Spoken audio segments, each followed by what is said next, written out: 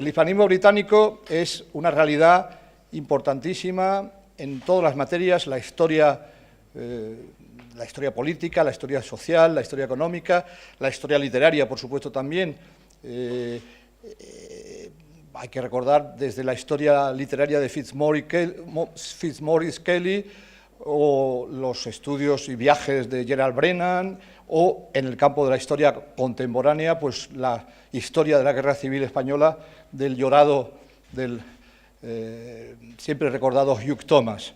Y hay que recordar también una gran tradición de viajeros ingleses por España, la de Richard Ford, la de Jorgito el inglés, George Borrow, y también a la inversa hay que recordar las presencias españolas en esa tierra de José María Blanco White, y ese exilio romántico también historiado por Vicente Llorens, hasta Alberto Jiménez Fraud, una figura esencial, el fundador de la Residencia de Estudiantes, que pasó los últimos años de su vida en Inglaterra. Esta tribuna del hispanismo que inauguramos es una iniciativa para darle las gracias a esos hispanistas de todo el mundo que nos han enseñado cosas sobre nosotros mismos. En todos los campos, el hispanismo británico, el alemán, el francés, el italiano, el norteamericano, etcétera, etcétera, los hispanismos varios los vamos a ir homenajeando, primero para ver un poco cuál es la temperatura de la cuestión en cada uno de los países que iremos evocando, pero además de eso porque realmente les debemos mucho. Y a nuestro homenajeado de hoy, que esta noche estarán con él su compatriota Trevor Dodson, un gran cervantista, estará con él el Marqués de Tamarón y estará con él Richard moderando el debate, pues el homenajeado de hoy es una figura, ya digo, esencial. Formado en Cambridge, profesor en Oxford y en la norteamericana Princeton. Ya eso nos da una idea de la dimensión intercontinental de sus enseñanzas. Premio Príncipe de Asturias, hoy es el Premio Princesa de Asturias, pero entonces Premio Príncipe de Asturias del año 1996. Gran historiador que alguien decía que había hecho con el Atlántico lo que Fernand Braudel, un gran historiador francés, había hecho con el Mediterráneo. De alguna manera, esos mares que unen y que separan a la vez. Y yo insistiría muchísimo en la faceta suya de comparatista, de alguien que, como todos los grandes historiadores, tiene el mundo en la cabeza y, por ejemplo, ha estudiado a la figura del conde duque de Olivares, que es una de sus pasiones absolutamente, pero a la vez de repente tiene un libro que es Olivares y Richelieu, por ejemplo.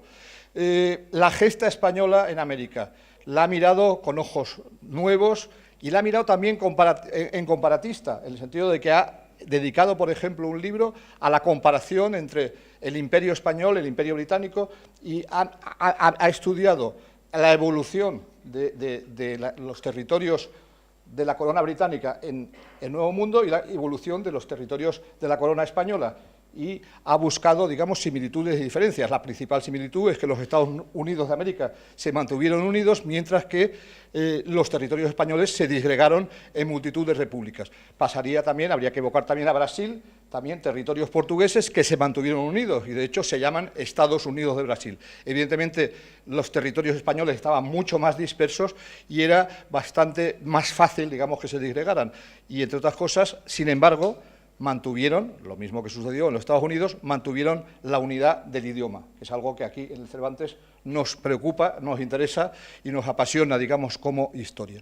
Siempre en el espíritu comparatista de nuestro homenajeado estaría su primera pasión, que fue la historia de Cataluña, que fue donde se estableció cuando, muy joven historiador, se instaló en Barcelona para estudiar la rebelión de Cataluña y entonces pues conectó con un gran historiador catalán como Jaume Vicens Vives, ¿no? Cataluña fue, por lo tanto, una preocupación suya y, según declaraciones suyas recientes, está metido ahora en una historia comparativa también de Cataluña y de Escocia. Vicens Vives, que además fue profesor en Oxford también, ¿no?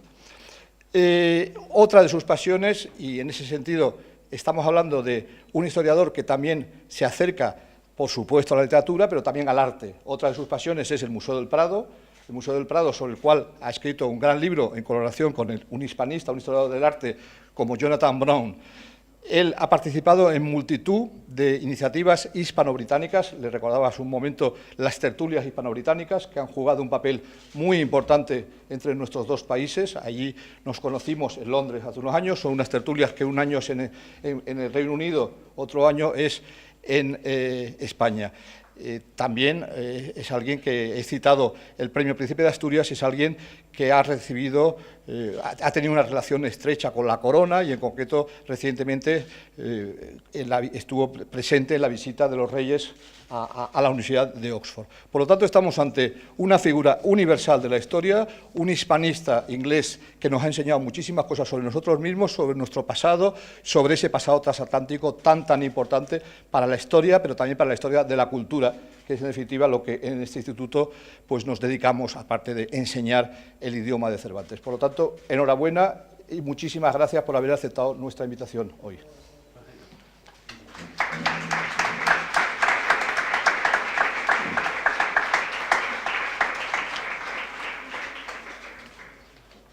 Pues muchísimas gracias. Y quisiera empezar por agradecer al Instituto Cervantes y a su dirección el honor que se me hace al invitarme a depositar lo que se podría denominar una cápsula temporal en esta caja de letras.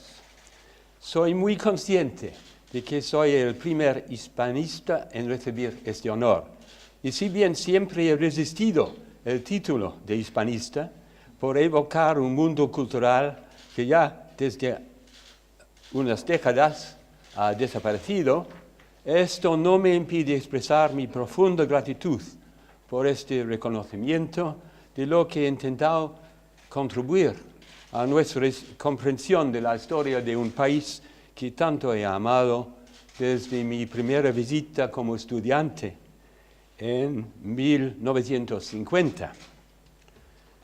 Ahora bien, para no dejarles en una incertidumbre intolerable, voy ahora a revelarles el gran misterio del objeto que depositaré en la caja por un periodo de 20 años y después contarles la historia, algo complicada, por cierto, de las razones por qué lo escogí.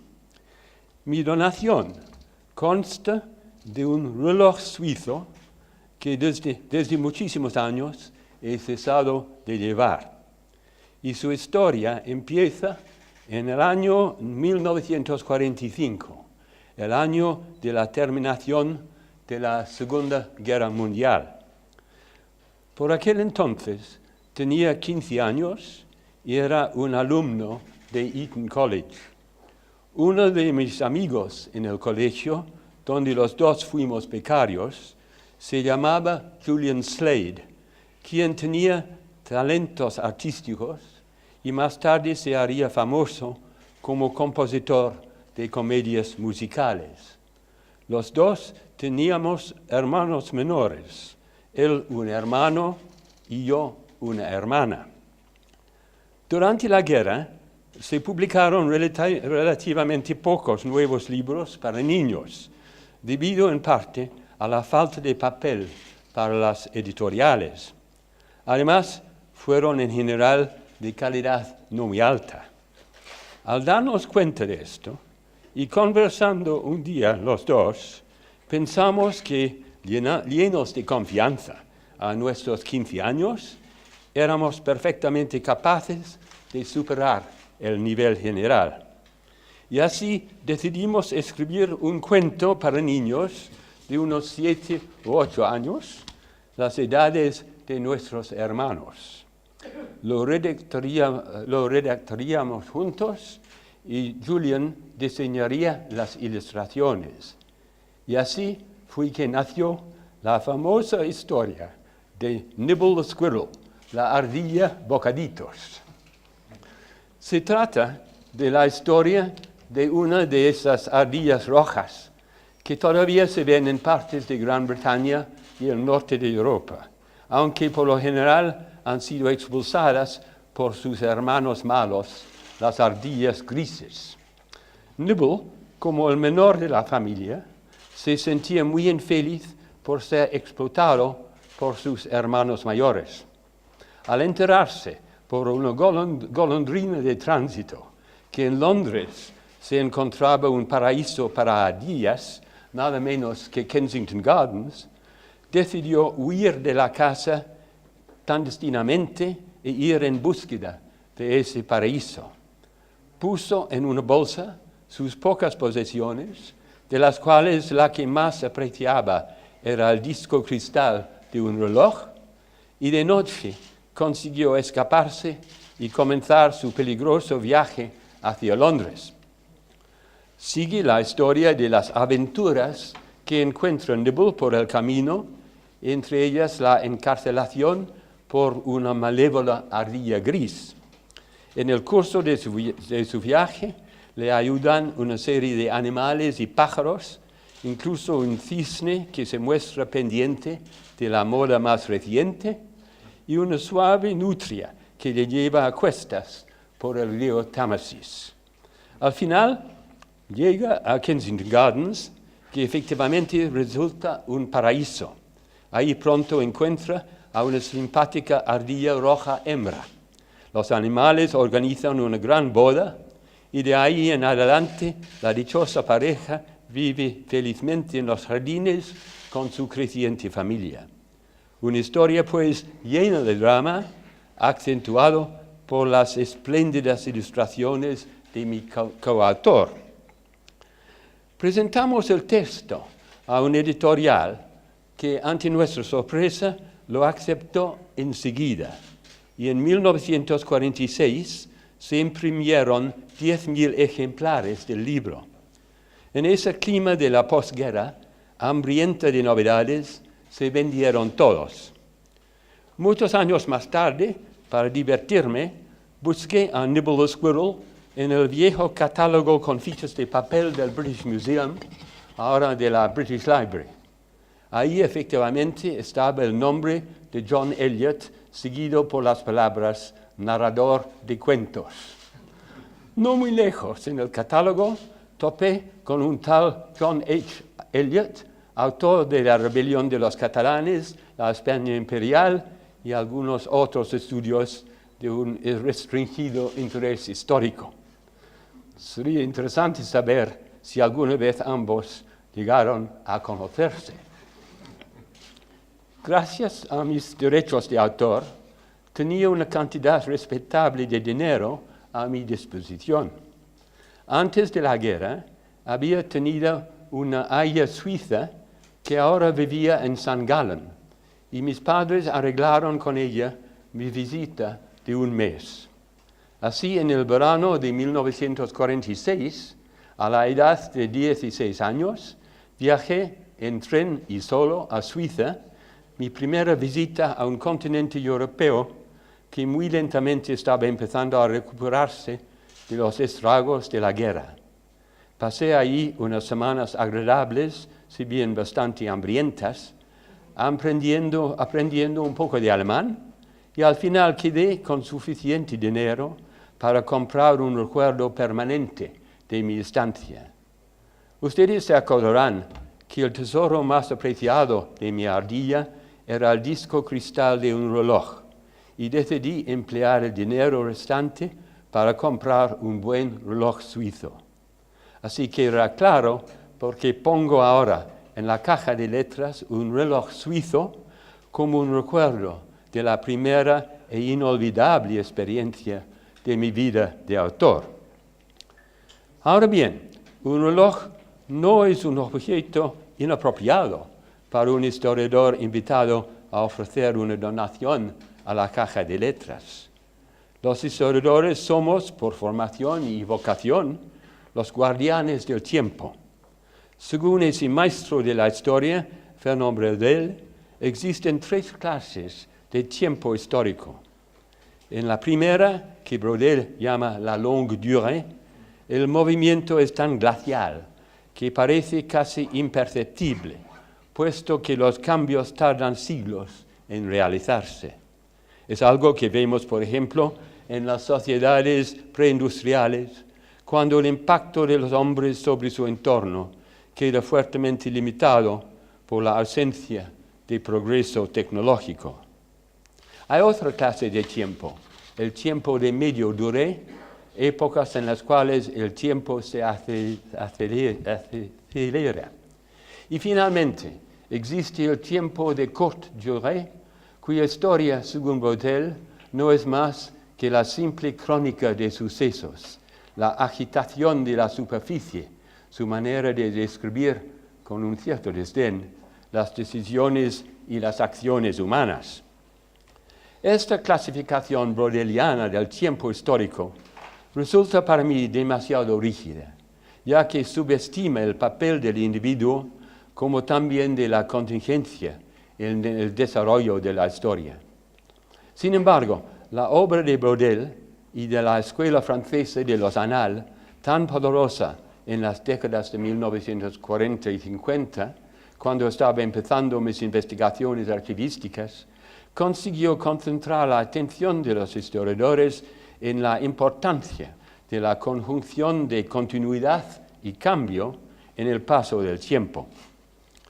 Para mí, la historia consiste de un constante diálogo entre estos dos aspectos del pasado, cambio y continuidad. Es nuestro reto y nuestra obligación como historiadores intentar identificar y explicar las razones de los cambios sociales, económicos, culturales y políticos que suceden dentro de un contexto aparente de continuidad. Es algo que he intentado hacer desde los principios de mi trayectoria profesional, al desear explicar los orígenes de la rebelión catalana de 1640 o examinar 3 siglos de la historia de la España imperial. Uno se da cuenta de que a veces en el curso de esos siglos hubieron cambios muy rápidos. Las consecuencias, por ejemplo, de una boda real, como la de Fernando e Isabel, o la decisión de Felipe II de enviar un ejército a Flandes. Sin embargo, hay también mucho que sigue siendo lo mismo. Por ejemplo, en la organización de una sociedad fundamentalmente jerárquica desde el principio hasta el final. Una conciencia del transcurso del tiempo es imprescindible para cualquier historiador. Y en mi opinión, la historia narrativa es tal vez el tipo de historia que mejor capta el aspecto temporal de la vida humana. Por esta razón, yo siempre he sido partidario de la historia narrativa, la forma de historiografía que es al mismo tiempo la forma más fácil y más difícil de practicar. Sigo luchando con el reto, narrando, explicando y analizando el cambio y la continuidad en la historia europea, americana y ante todo española. Es para mí un motivo de enorme satisfacción como historiador extranjero el haber podido escribir libros que han atraído la atención de generaciones de lectores en este país. He aprendido y sigo aprendiendo mucho sobre la historia de España durante los más de 60 años que he dedicado al tema. Siempre queda algo para aprender y descubrir. Los tiempos cambian, como igualmente cambian las personas. No soy la misma persona que el narrador de cuentos de 1946, pero tal vez se vislumbra en el historiador que hoy deposita un reloj suizo en esta caja de letras, algo que todavía sobrevive de ese joven que en tiempos tan remotos se empeñó en narrar la historia de una humilde ardilla en búsqueda de una vida más feliz. Muchas gracias.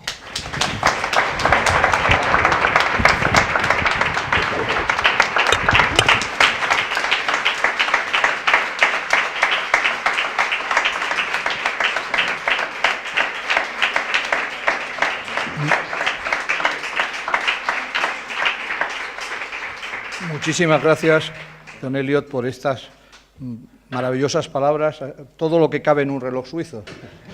realmente ha reanudado con esos inicios y nos ha dado una gran lección de historia además. Muchas gracias. Vamos ahora a formalizar. Primero, firme usted en el libro de oro. Muy bien. A casa. Aquí.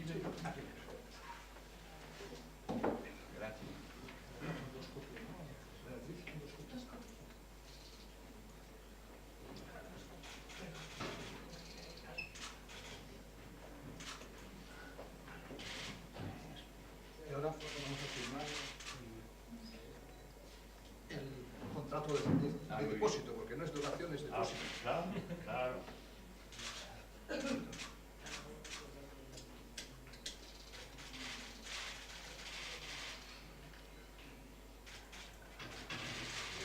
Aquí también.